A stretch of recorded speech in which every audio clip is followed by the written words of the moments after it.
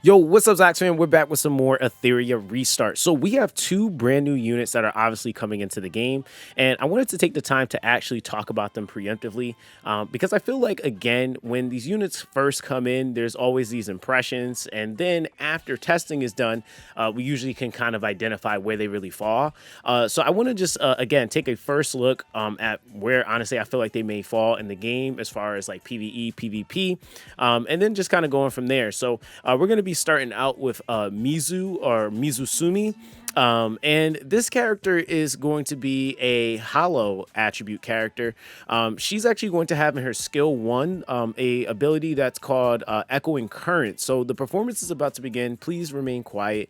Mizusumi Aya deals 240% damage to a single enemy, and after attacking, there's a 25% chance to reduce all Animus skill cooldowns by 1 turn. That's kind of busted. 25% chance. I mean, we have to see what the rest of the kit is, though, in order to really see how we can manipulate that. So with the passive Whirling Vortex, close your eyes and feel the flow of melody. At the start of each turn, purifies 1 debuff effect from all allies and heals them for 15% of their max HP upon successful purification.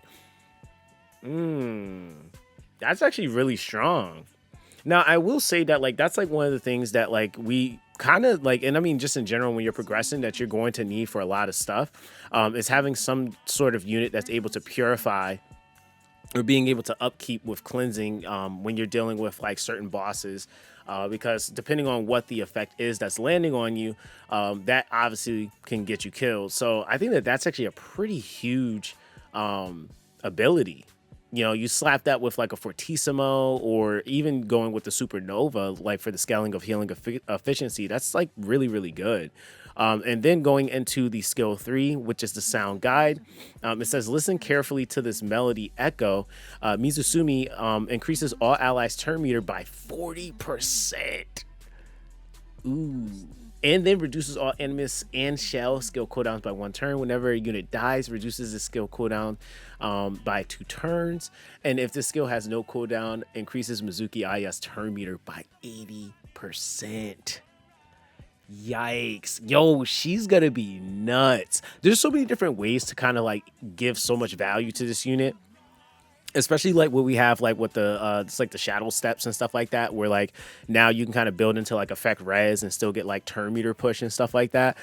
Dude, there's so many different things you could do with her. And really, honestly, what we're basically getting here is more of a burst pusher. I think more of the other pushers are like, at least the predominant ones outside of like maybe Lily, are like kind of incremental, whereas this is like big burst pushing that we're going to be seeing. And like I said, that with purification is going to be pretty huge for a lot of PvE content, but into PvP, this is going to be a good counteractive support. So she's going to be, in my opinion, I feel like she's going to be really, really good. And she's also hollow attribute. So would it be overkill to like pair her with like a Freya or anything like that? No, not necessarily. I feel like she could work with a Freya.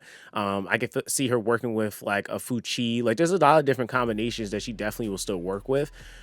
Just because, again, she's really seeming to be more gimmicked behind cleansing, cooldowns, and really just making sure that you're able to get turns, right? Like, so she's turn meter pushing like that. And I think the other thing we have to acknowledge, which automatically separates her and makes her really strong, is that she's reducing all Animus and Shell cooldowns, right? Being able to do all Animus cooldowns in the skill 1, but then in the skill 3, having skill cooldowns for the Animus and the Shell is massive. That is always like, and that's what I would argue for a lot of characters that are able to cool down. If they can do shells too, that a lot of times kind of changes things, because that could mean that your DPS is rotating with their respective pet or shell quicker. She's nuts. I feel like on paper, she seems really, really good. Now, if we're looking at the prowess, just looking in terms of like overall investment, obviously the skill 1 is going to be probably the most important thing for the speed. Because again, when you're even looking at like what the skill 1 does, I mean, to each skill, like if we go to the passive, it's like increased healing efficiency. This effect can still trigger when unable to act. That right there, that's going to actually make this passive probably actually a prio, right? Because that's why I was saying, like, even with the shadow steps, like for those of you guys that aren't familiar with that, let me actually go back to the shells here. And where's it? Sorry, Reaper Steps, not Shadow Steps. Reaper Steps. So whenever an owner resists any debuff, increases their turn meter by 20%. This effect can trigger up to 1 time per turn and can activate even when the Animus is unable to act. Come on, guys. You listen. You see what they're doing here?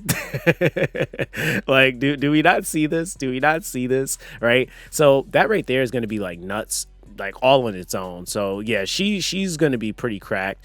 Now, of course, with that, I want to move along here. And talk about who I've been calling Cardi B, but his name is Kokardi.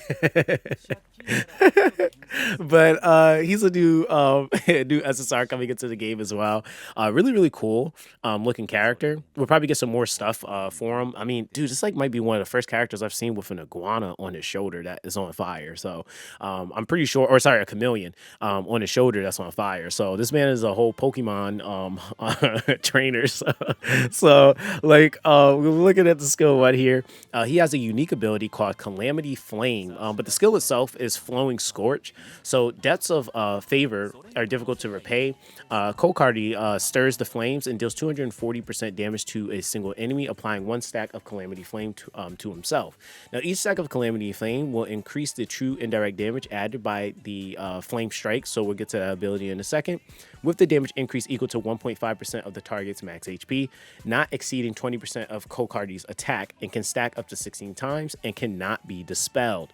So I don't know why. I'm already kind of getting a little bit of Rahu vibes here, but just with a different attack or different variable or stat scaling. But we'll see what else he has. So the Flame Strike, which is a passive here. So fools never learn. The answer is revealed, and their end has come.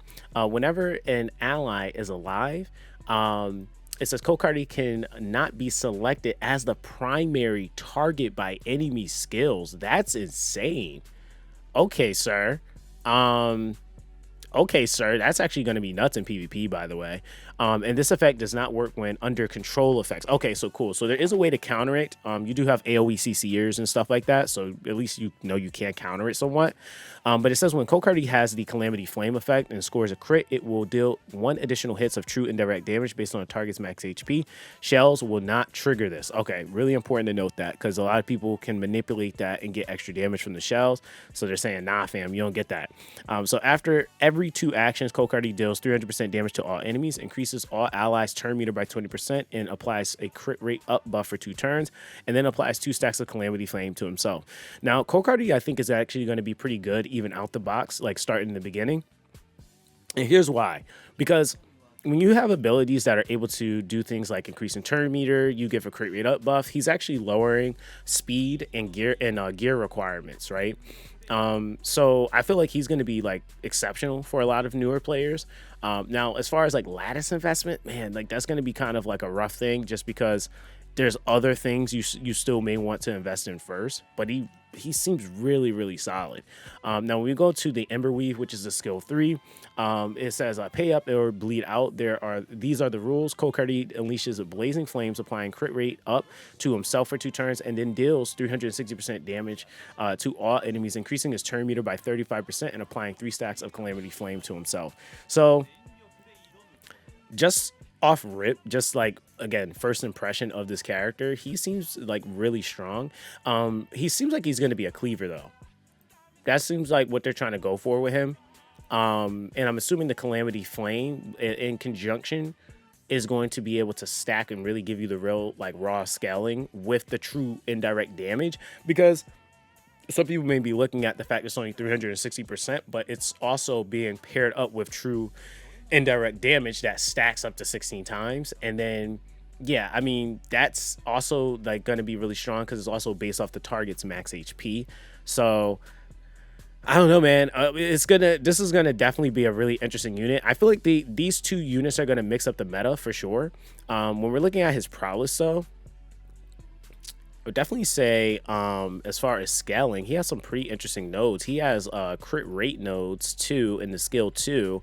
And then he has a speed in his skill 3 with a base speed of 118. I mean, that's not super slow, but it's also not as fast as some of the faster characters, but he's not super slow. Turn meter manipulation, he has true indirect damage. He's able to give a crit rate up buff to himself and then the party as well based off of his passive. So dude is going to be able to, he's going to be able to do a lot of damage, because really after the fact, it says after every 2 actions, Kokardi deals 300% damage to all enemies and increases all allies turn meter. But like, that's insane. Like, yeah, I really feel like they intend for him to be a cleaver. But I'm kind of interested to see how he'll hold up against the current meta. But I'm interested to see him also on like a Tiger Yin in like certain scenarios, like for PvE stuff. Like he has a lot of different build potentials, I feel like, personally. Like there's definitely a lot that you could possibly do with this character. So I feel like between the two, one's Reason, one's Hollow. It's kind of a good mix up there, just in terms of like who can counteract, what, or who. I feel like this is gonna be a really, really interesting mix up. Probably one of the more interesting mix ups outside of like Plume, because I feel like Plume like just came in and just started dominating. But I feel like these characters are gonna just straight up mix up the meta. And I'm really interested to see them paired up with like some of the other characters that already came out, like Batsby paired up with Kokardi or something like that. Like that would actually be kind of nuts to see. So yeah, we'll see how this actually turns out. Let me know what you guys think. Like I said, we're kind of getting into this before the reset or anyone's able to actually summon them. So I will have like actual reviews on my main account when these units actually drop. So yeah, guys, make sure that you guys like and subscribe for more Etheria Restart content. I'm going to have some more videos coming today as well, because we do have a new player series. And I'm kind of explaining why we're doing a new player series instead of returning, so that you guys can avoid making this mistake. All right. So that's going to be basically that with this one, guys. Everyone stay blessed, and I'll catch you guys in the next one.